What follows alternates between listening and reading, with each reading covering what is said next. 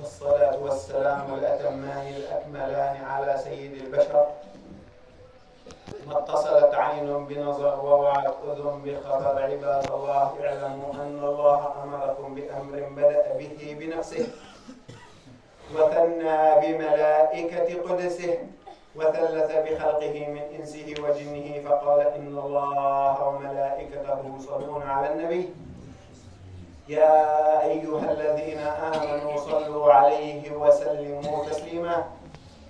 سمعنا وأطعنا غفرانك ربنا. اللهم صل وسلم وبارك وشرف وعظم وأنعم على هذا النبي الكريم وعلى آله وأتباعه أبي بكر وعمر وعثمان وعلي، وارض اللهم عن الصحابة أجمعين.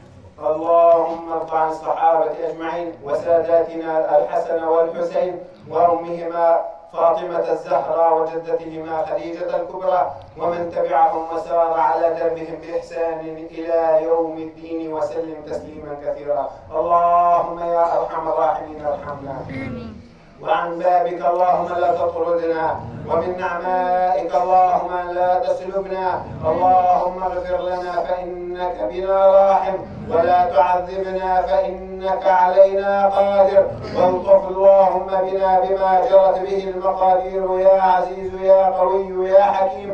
اللهم تمم لنا هذا النصر وبارك لنا فيه. اللهم واجعل هذا البلد آمنا مطمئنا وسائر بلاد المسلمين.